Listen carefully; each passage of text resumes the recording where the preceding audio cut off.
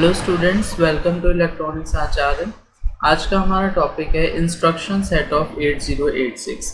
8086 के instruction set को 6 groups में डिवाइड कर दिया गया है उनके ऑपरेशन बेसिस पर। The instruction set of 8086 is divided into 6 groups on the basis of their operations. First हो गया हमारा डेटा ट्रांसफ़र ग्रुप, सेकंड हमारा हो गया अरिथमेटिक ग्रुप, थर्ड हमारा हुआ बिट मैनिपुलेशन ग्रुप, फोर्थ हमारा हुआ स्ट्रिंग ग्रुप, फिफ्थ हमारा हुआ program transfer group and sixth हुआ हमारा प्रोसेस कंट्रोल ग्रुप। सो इस तरीके से 8086 के इंस्ट्रक्शंस को 6 ग्रुप्स में डिवाइड कर दिया गया है। Data transfer group, arithmetic group, bit manipulation, string, program transfer and process control. एक एक करके सभी को स्टडी करेंगे। तो स्टार्ट करते हैं डेटा ट्रांसफ़र ग्रुप के साथ में। सो फर्स्ट हमारा है data transfer group. There are 14 data transfer instructions that are further subdivided into 4 groups. 14 data transfer की इंस्ट्रक्शंस हैं जिनको फिर से 4 ग्रुप्स में डिवाइड कर दिया गया है। फर्स्ट सब group is general purpose, second one is address object, third one is input output data transfer group and fourth one is flag transfer data transfer group. General purpose data transfer group, address object data transfer group, input output data transfer group, flag transfer data transfer group. So इस तरीके से हमने data transfer group को further सब divide कर दिया है 4 groups में। अब जनरल पर्पस में जनरली जो इंस्ट्रक्शंस एग्जीक्यूट होती हैं वो इंस्ट्रक्शंस देखने को मिलेंगी, जैसे मूव इंस्ट्रक्शन। मूव इंस्ट्रक्शन का काम क्या है? एक लोकेशन से दूसरी लोकेशन तक डेटा को ट्रांसफ़र करना। नेक्स्ट इंस्ट्रक्शन जनरल पर्पस के अंदर आती है पुश। पुश का काम है किसी भी मेमोरी लोकेशन से या फिर किसी भी रजिस्टर से स्टैक सेगमेंट में डेटा को पुश करना, डेटा को स्टोर करना। पुश इंस्ट्रक्शन का काम हो गया। जस्ट अपोजिट काम होता है पॉप इंस्ट्रक्शन का। स्टैक सेगमेंट से डेटा को वापस रिट्रीव कर देंगे किसी भी रजिस्टर के अंदर एंड एक्सचेंज, रजिस्टर वैल्यूज़ को एक्सचेंज करने के लिए एक्सचेंज इंस्ट्रक्शन का यूज़ किया जाता है।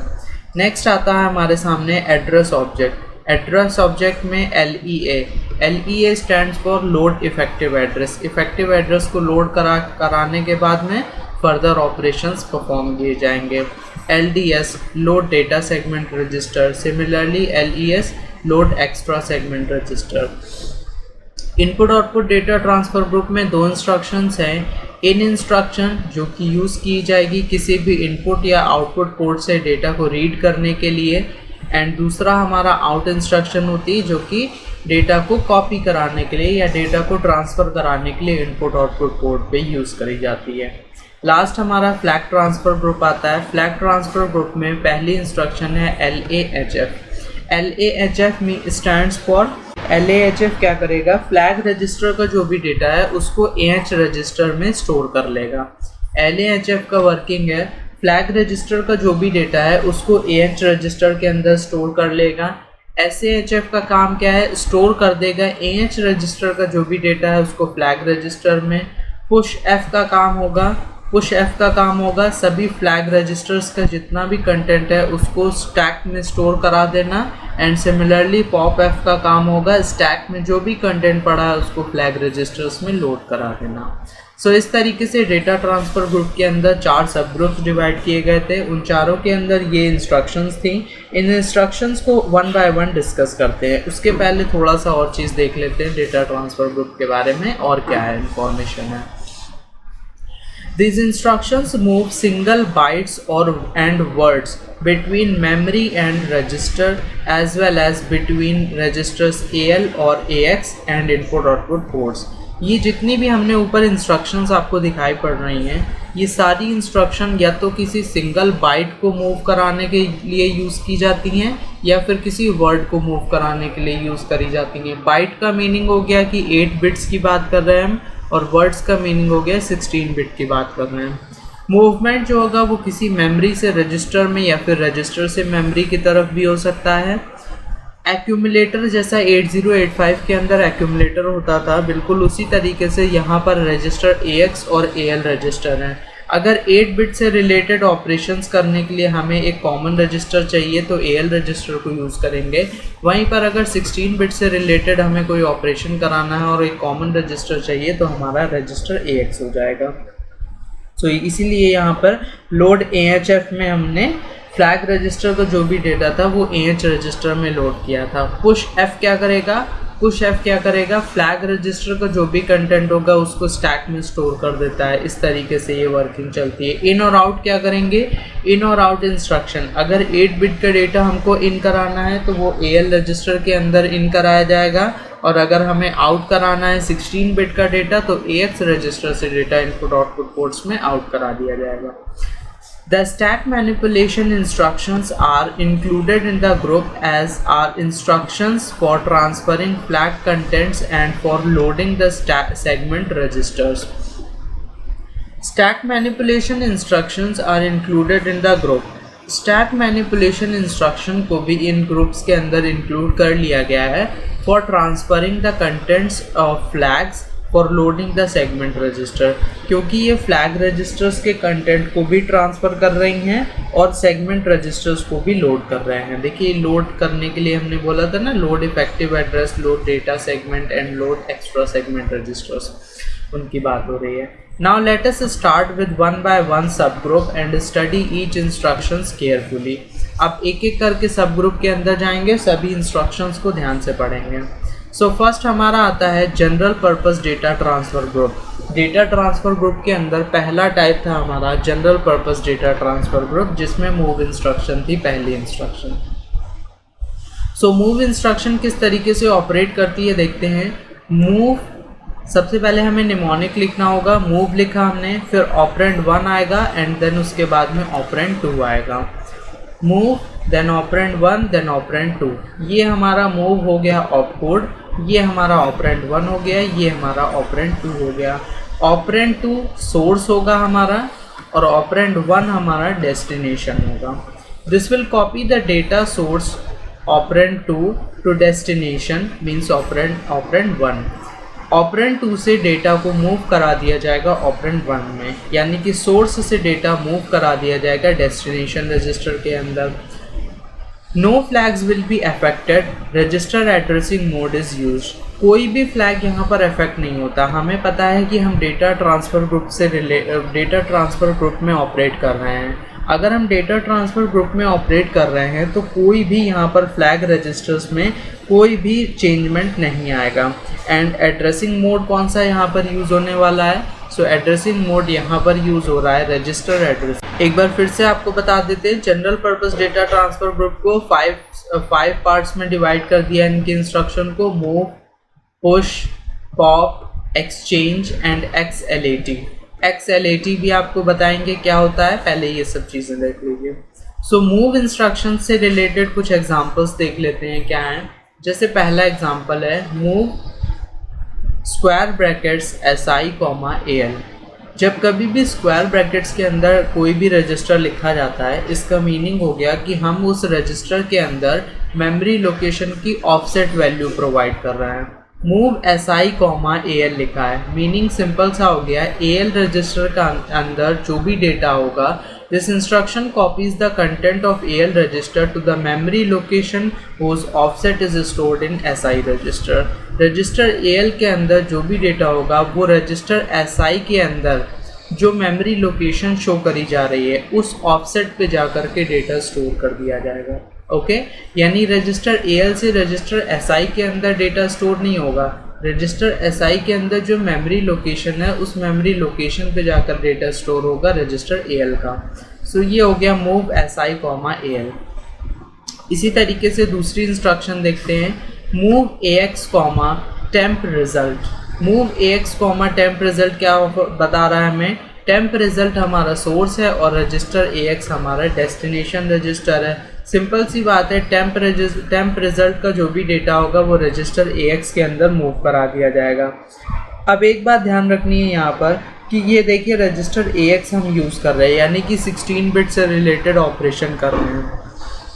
तो जो टेम्प रिजल्ट से हमें रिजल्ट मिलने वाला है, जो डेटा मिलने वाला है, वो भी 16 बिट्स का ही डेटा होना चाहिए। The contents of memory location temp result temp result जो मेमोरी लोकेशन है इसके कंटेंट्स विल बी ट्रांसफर्ड और कॉपीड टू रजिस्टर AL। सबसे पहले टेम्प रजिस्टर के अंदर जो मेमोरी लोकेशन है, टेम्प रिजल्ट जो मेमोरी लोकेशन शो कर रहा है, उस मेमोरी लोकेशन का डेटा रजिस्टर AL के अंदर स्टोर कर दिया जाएगा। 8 बिट्स का होता है वो, तो रजिस्टर AL के अंदर स्टोर कर दिया गया। Then instruction pointer will increment by 1।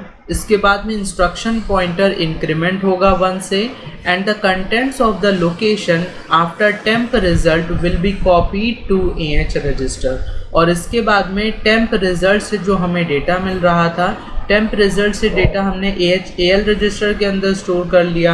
अब इंस्ट्रक्शन पॉइंटर एक इंक्रीमेंट हो गया और टेम्प रजिस्टर के जस्ट नेक्स्ट जो लोकेशन थी मेमोरी लोकेशन, वहाँ से डेटा उठा करके कॉपी कर देंगे रजिस्टर AH के अंदर।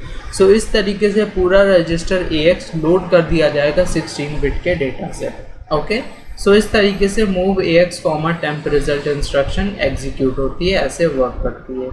नेक्स्ट इंस्ट्रक्शन है मूव AX, BX। ये तो बहुत सिंपल इंस्ट्रक्शन है, मूव AX, BX। BX भी 16 बिट रजिस्टर है, AX भी 16 बिट रजिस्टर है, दोनों के अंदर 16 बिट डेटा होगा। सोर्स हमारा BX रजिस्टर है, AX हमारा डेस्टिनेशन रजिस्टर है। BX से डेटा को सीधे सीधे ट्रांसफ़र कर दिया जाएगा AX में, कॉपी कर दिया जाएगा AX में। This instruction copies the content of BX register to AX register. The LSB of BX, देखिए ये ध्यान रखिए, जो BX की LSB होगी यानी लीस्ट सिग्निफिकेंट बिट जो होगी BX की, वो कॉपी कर दी जाएगी AL के साथ में, और जो BX की MSB होगी यानी कि BH जो होगा, BH is copied to AH। AL के अंदर BL को कॉपी कराया जाएगा और AH के अंदर BH को कॉपी कराया जाएगा। सिमिलरली इसके बाद में नेक्स्ट इंस्ट्रक्शन आती है मूव से related, move count, then count के बाद में स्क्वायर ब्रैकेट्स में DI लिखा है, कॉमा 2DH लिखा है। 2DH तो कोई इंस्ट्रक्शन नहीं है, इमीडिएट डेटा दिया जा रहा है हमें। इस इमीडिएट डेटा को हमें यहाँ पर मूव कराना होगा इस काउंट DI के अंदर। अब ये इंस्ट्रक्शन को किस तरीके से हम समझेंगे कि ये इंस्ट्रक्शन क्या बोल रही है, चलिए देखते हैं। This instruction copies the immediate number 2DH। 2DH hexadecimal number हो गया। 2DH को ये इंस्ट्रक्शन इमीडिएटली कॉपी करने वाली है to the required memory location, required memory location पे। अब ये मेमोरी लोकेशन कौन सी है? Whose effective address of the memory location is the sum of the displacement count and the content of DI।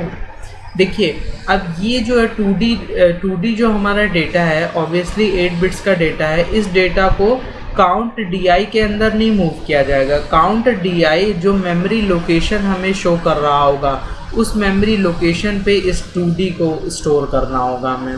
अब ये मेमोरी लोकेशन कैसे find out करी जाएगी? तो इसकी मेमोरी लोकेशन फाइंड आउट करने के लिए हमें इफ़ेक्टिव एड्रेस सबसे पहले फाइंड आउट करना होगा। सो इफ़ेक्टिव एड्रेस हमें कैसे मिलेगा? Register DI destination index register है, वो हमें एक मेमोरी लोकेशन का ऑफसेट ऑफर कर रहा है। ये जो काउंट हमने शो किया है, ये काउंट हमें डिस्प्लेसमेंट ऑफर कर रहा है कि कितना डिस्प्लेस करके हमें मेमोरी लोकेशन में आगे जाना है। सो काउंट को और DI रजिस्टर को के कंटेंट्स को दोनों को हमें ऐड करेंगे, तब हमें इफ़ेक्टिव एड्रेस मिलेगा। इस इफ़ेक्टिव एड्रेस को जिस भी सेगमेंट के अंदर हमें मूव करना है, जिस भी मेमोरी सेगमेंट के अंदर मूव करना है, उसके अकॉर्डिंग फिजिकल एड्रेस जनरेट करके वहाँ पर डेटा 2D को स्टोर कर दिया जाएगा। सो इस तरीके से ये हमारी इंस्ट्रक्शन मूव्स वर्क करती हैं। चलिए मूव इंस्ट्रक्शंस आपको समझ में आ गई, लेकिन मूव इंस्ट्रक्शंस में कई सारी गलतियां हो जाती हैं। सो इन गलतियों को देखते हैं कि कौन कौन सी गलतियां कैसे कैसे हो जाती हैं और इनसे कैसे बचा जाता है। तो सबसे पहला हमारा काम है कि ये जानना कि वैलिड सोर्स का कौन सा होगा और उसका वैलिड डेस्टिनेशन कौन सा होगा। वैलिड सोर्स क्या होगा और वैलिड डेस्टिनेशन क्या होगा, ये जानना बहुत ज़रूरी है। तो चलिए देखते हैं वैलिड सोर्स एंड डेस्टिनेशंस के साथ में। फर्स्ट हमारा आता है वैलिड सोर्स। अगर हमारा मेमोरी है तो उसका वैलिड डेस्टिनेशन हमारा एक्यूमुलेटर होगा। कोई भी डेटा 8085 में भी इसी तरीके से हम ऑपरेट करते थे, मेमोरी से एक्यूमुलेटर में डेटा को मूव करा लेते थे या फिर मेमोरी से किसी भी रजिस्टर में मूव करा लेते थे। लेकिन यहाँ पर जो वैलिड सोर्स अगर मेमोरी है तो उसका वैलिड डेस्टिनेशन एक्यूमुलेटर होगा। अगर एक्यूमुलेटर है तो उसका वैलिड डेस्टिनेशन मेमोरी हो सकता है। Means this condition is valid कि अगर हमने सोर्स मेमोरी ली है और एक्यूमुलेटर को हमने डेस्टिनेशन अपना लिया है तो ये कंडीशन बिल्कुल वैलिड है। अगर सोर्स हमने एक्यूमुलेटर लिया है और मेमोरी हमने डेस्टिनेशन लिया है तो भी वैलिड है।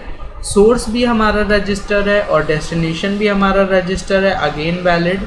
रजिस्टर हमारा सोर्स हुआ और मेमोरी हमारी हुई डेस्टिनेशन, ये भी ठीक है।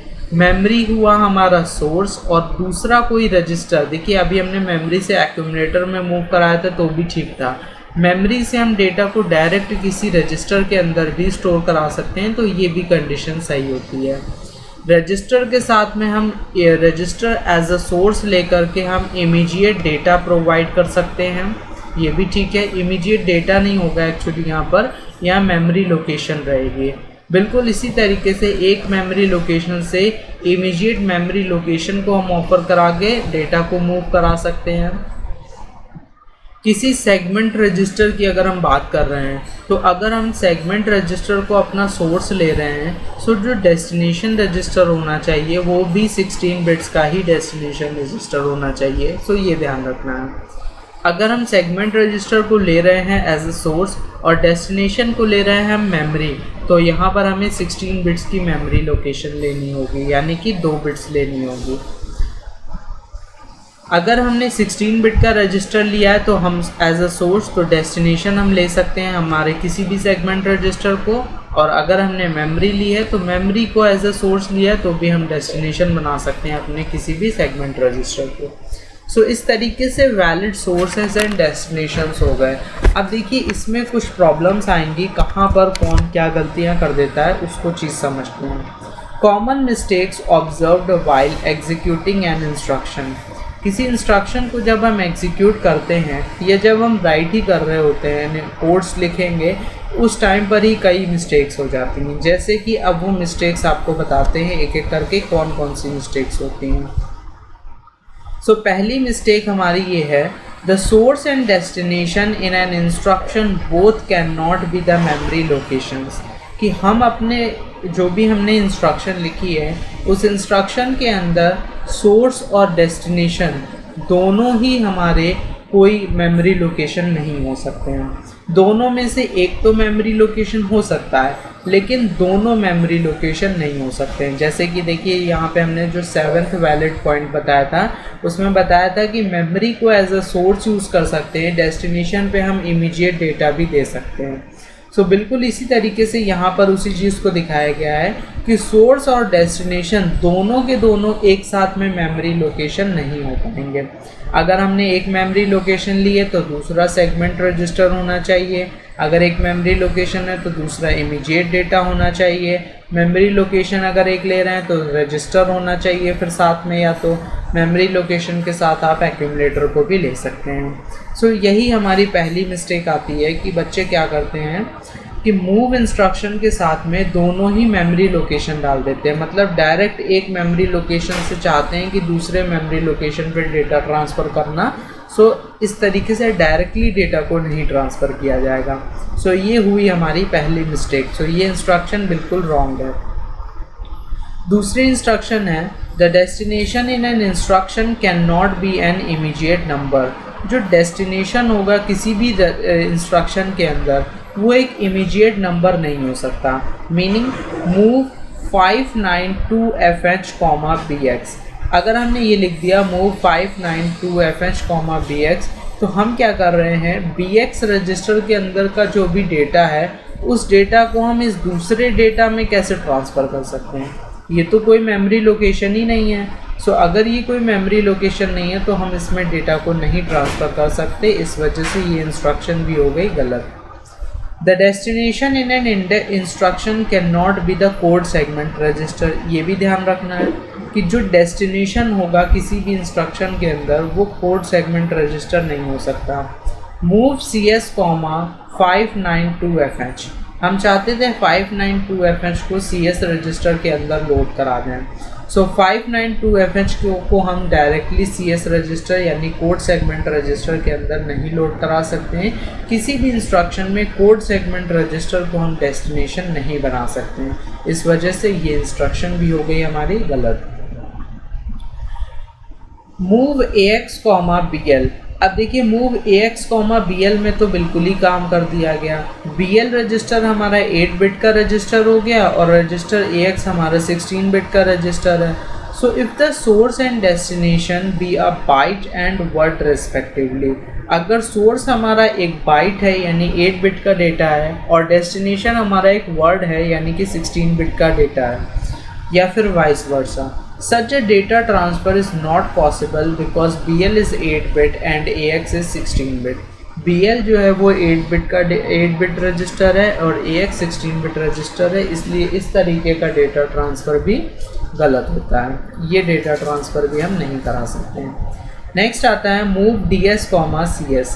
It cannot copy the value of one segment register to another segment register।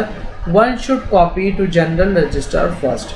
देखिए डायरेक्टली हम ट्रांसफ़र नहीं कर सकते हैं किसी भी कोड सेगमेंट रजिस्टर को डेस्टिनेशन सेगमेंट रजिस्टर के अंदर, डेटा सेगमेंट रजिस्टर में। सॉरी, मूव DS, CS मतलब ये इंस्ट्रक्शन बोल रही है कि कोड सेगमेंट रजिस्टर का जो डेटा है उसको डेटा सेगमेंट रजिस्टर के अंदर स्टोर कर दिया जाए।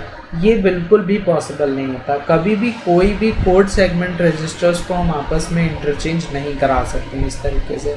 अगर हमें इंटरचेंज कराना ही है तो पहले किसी जनरल पर्पस रजिस्टर के अंदर डेटा मूव कराएंगे और उसके बाद में उस जनरल पर्पस रजिस्टर से डेटा दूसरे रजिस्टर में कॉपी कराएंगे, डायरेक्टली कॉपी नहीं करा सकते हैं। सो ये इंस्ट्रक्शन भी हो गई हमारी wrong. It cannot set the values of code segment register and instruction pointer register। Code segment registers की वैल्यू हम नहीं सेट कर सकते हैं एंड इंस्ट्रक्शन पॉइंटर रजिस्टर की वैल्यूज़ भी हम सेट नहीं कर सकते हैं। सो इस तरीके से ये हमारी पूरी कंप्लीट होती हैं move instruction set. Move instructions में जितनी भी कॉमन एरर्स होती हैं वो सभी कॉमन एरर्स हमने डिस्कस कर ली। जो वैलिड सोर्स होने चाहिए उनके साथ में वैलिड डेस्टिनेशंस होने चाहिए वो भी हमने बता दिए। मूव इंस्ट्रक्शन में ऑपरेंड 1 क्या है, ऑपरेंड 2 क्या है, ये भी बता दिया। किस तरीके से डेटा मूवमेंट यहाँ पर चलती है ये बता दिया। सो इस तरीके से हमारी general purpose data transfer group के अंदर मूव इंस्ट्रक्शन से रिलेटेड सभी ऑपरेशंस होते हैं कंप्लीट। अब चलेंगे हम हमारी नेक्स्ट इंस्ट्रक्शन पुश इंस्ट्रक्शन के पास में। ओके, तो अब हमारी जो सेकेंड इंस्ट्रक्शन आती है वो इंस्ट्रक्शन है push word on to stack. Push क्या काम करती है? पुश करती है किसी भी 16 बिट डेटा को यानी कि वर्ड को स्टैक में जाकर के स्टोर करा देती है। बिल्कुल जैसे 8085 में वर्किंग होती थी पुश की, बिल्कुल सेम वर्किंग यहाँ पर भी होती है, बस यहाँ मेमोरी सेगमेंटेशन को यूज़ किया गया है, वहाँ पर नहीं यूज़ किया गया था। एक चीज़ और बता दें, जब कभी भी पुश इंस्ट्रक्शन को हम यूज़ करेंगे अपने कोड्स के अंदर तो हमें सबसे पहले स्टैक सेगमेंट रजिस्टर्स को इनिशिएट करना होगा, स्टैक सेगमेंट रजिस्टर को इनिशियलाइज करना होगा। पुश इंस्ट्रक्शन किस तरीके से वर्क करती है देख लेते हैं। The 8086 push instruction always transfer 2 bytes of data to the stack. हमेशा 2 बाइट्स को ट्रांसफ़र करेगा। The source of the data may be any internal 16 bit register. जो डेटा हम मूव कराने जा रहे हैं वो डेटा हमारा कोई भी 16 बिट का रजिस्टर का डेटा हो सकता है। कोई इमीडिएट डेटा को हम सीधे स्टैक में मूव करा सकते हैं, किसी भी सेगमेंट रजिस्टर को मूव करा सकते हैं, और any 2 bytes of memory data या फिर मेमोरी डेटा से भी 2 बाइट्स को स्टैक में स्टोर कराएंगे। सीधी बात है, लेकिन हर बार 16 बिट्स डेटा को ही ट्रांसफ़र किया जाएगा। डेटा ट्रांसफ़र ग्रुप से रिलेटेड इंस्ट्रक्शन है ये। नो फ्लैग्स आर अफेक्टेड, कोई भी फ्लैग यहाँ पर भी अफेक्ट नहीं होंगे। कौन सा एड्रेसिंग मोड किया जा रहा है यूज़? रजिस्टर एड्रेसिंग मोड को यूज़ किया जाता है यहाँ पर। The stack segment register and stack pointer must be initialised before using this instruction. Push instruction को यूज़ करने के पहले हमें स्टैक सेगमेंट रजिस्टर को और स्टैक पॉइंटर दोनों को इनिशियलाइज करना ज़रूरी रहेगा। Push can be used to save data on the stack so the data will not be destroyed by an execution of successive instructions. देखिए कभी भी हम अपने जब मेन प्रोग्राम के अंदर होते हैं और हमें सब रूटीन प्रोग्राम में जाना होता है और सब रूटीन प्रोग्राम में जा कर के हम हमारे जनरल पर्पस रजिस्टर्स को यूज़ करते हैं। मेन प्रोग्राम के कंटेंट्स जनरल पर्पस रजिस्टर्स में पहले से स्टोर्ड रहते हैं, लेकिन जब सब रूटीन में जाते हैं और उन्हीं जनरल पर्पस रजिस्टर्स को हम यूज़ करते हैं सो उनका डेटा चेंज हो जाता है। उनके डेटा चेंज हो जाने की वजह से जब हम रिटर्न करेंगे हमारे मेन प्रोग्राम के अंदर सो प्रोग्राम में हमारे एरर आ जाएगी। इस वजह से हमें स्टार्ट करना होगा पुश इंस्ट्रक्शन का हम यूज़ करेंगे और जो भी हमारा डेटा होगा जनरल पर्पस रजिस्टर का या फिर वो रजिस्टर्स जिनको हम हमारे सब रूटीन प्रोग्राम में यूज़ करने वाले हैं उन रजिस्टर्स के डेटा को स्टैक में मूव करा देंगे, सब रूटीन प्रोग्राम में जाएंगे, अपना सब रूटीन परफॉर्म करेंगे और जब सब रूटीन से वापस मेन प्रोग्राम में एंटर करेंगे तो वापस से डेटा को रिट्रीव कर लिया जाएगा उनके अपने अपने रजिस्टर्स में। इसलिए पुश इंस्ट्रक्शन और पॉप इंस्ट्रक्शन दोनों का अपना इम्पोर्टेंस आता है। पुश इंस्ट्रक्शन का काम है डेटा को जा कर के स्टैक में स्टोर करा देना और इसी तरीके से पॉप इंस्ट्रक्शन का काम है डेटा को स्टैक से ले जा कर के अपने अपने रजिस्टर्स में स्टोर करा देना। Whenever data are pushed onto the stack, the first most significant data byte moves to the stack segment memory location addressed by stack pointer -1। अब सपोज कीजिए स्टैक पॉइंटर किसी मेमोरी लोकेशन को point कर रहा है। सो जब कभी भी डेटा मूव कराया जाएगा तो ऐसा नहीं होगा कि जो स्टैक सेगमेंट पॉइंट कर रहा है उस लोकेशन पे डेटा मूव कराया जाएगा। स्टैक पॉइंटर जिस लोकेशन को पॉइंट कर रहा होता है वो लोकेशन तो पहले से ही फिल रहती है। सो डेटा कहाँ मूव कराया जाएगा, स्टैक सेगमेंट को रिड्यूस किया जाएगा 1 से और वहाँ पर मोस्ट सिग्निफिकेंट बाइट जो होगी डेटा की उसको मूव कराया जाएगा। जब मोस्ट सिग्निफिकेंट बाइट मूव हो जाएगी यानी कि 16 बिट डेटा में से हायर डेटा जो है उसको मूव कराने के बाद में एक बार फिर से रिड्यूस किया जाएगा स्टैक पॉइंटर को, यानी कि स्टैक पॉइंटर -2 करेंगे, वहाँ पर हमारा लोअर बाइट यानी कि लीस्ट सिग्निफिकेंट बाइट जो है उसको स्टोर किया जाएगा। और अब जो स्टैक पॉइंटर पॉइंट करेगा वो स्टैक पॉइंटर -2 वैल्यू को पॉइंट करेगा। The second least significant data bytes move on the stack segment memory location addressed by SP-2. After the data are stored by a push, the content of the stack pointer register decrement by 2. जब data हमारा push करा दिया जाएगा तो stack pointer का जो भी content होगा वो 2 से डिक्रीज कर दिया जाएगा। एक एग्जांपल देख लेते हैं इसका किस तरीके से। एग्जांपल है पुश AX। पुश AX हमारा लिखा है, मीन्स क्या कर रहे हैं, हमारे रजिस्टर AX के डेटा को स्टैक सेगमेंट में मूव करा रहे हैं। This instruction copies the content of AX on to the stack where address. देखिए स्टैक का एड्रेस कैसे मिलेगा, स्टैक सेगमेंट में गए एंड स्टैक पॉइंटर जिसको पॉइंट कर रहा होगा स्टैक पॉइंटर -1, सबसे पहले स्टैक सेगमेंट में जाएंगे। स्टैक सेगमेंट में हम पहुंच गए, स्टैक सेगमेंट में अब स्टैक पॉइंटर को हमने यूज़ किया, उसको 1 से डिक्रीज़ करके रजिस्टर AH का जो डेटा था मोस्ट सिग्निफिकेंट बाइट को पहले स्टोर किया जाता है, तो AH का जो डेटा होगा वो पहले स्टोर किया जाएगा। उसके बाद में अगेन स्टैक सेगमेंट में गए, स्टैक पॉइंटर -2 किया और हम पहुंच गए रजिस्टर AL के अंदर। एक्चुअली -2 नहीं करते हैं, पहले ही -1 कर चुके हैं, एक बार और -1 किया जाएगा एंड रजिस्टर AL का जो डेटा होगा वो मूव करा दिया जाएगा। सो अगर देखें तो ऊपर हमारा जो है वो लोअर बाइट स्टोर की जाएगी और नीचे हमारी मोस्ट सिग्निफिकेंट बाइट स्टोर करी जाएगी एंड आफ्टरवर्ड स्टैक पॉइंटर को डिक्रीज़ कर दिया जाएगा 2 से। देयर इज़ ऑल्सो सो इस तरीके से ये हमारी पुश AX इंस्ट्रक्शन परफॉर्म करती है। इसके साथ में एक और इंस्ट्रक्शन आती है हमारी, there is also a push A instruction that copies the content of internal register set. इसके बाद में एक पुश A इंस्ट्रक्शन और है, बहुत इम्पॉर्टेंट इंस्ट्रक्शन है पुश A इंस्ट्रक्शन भी।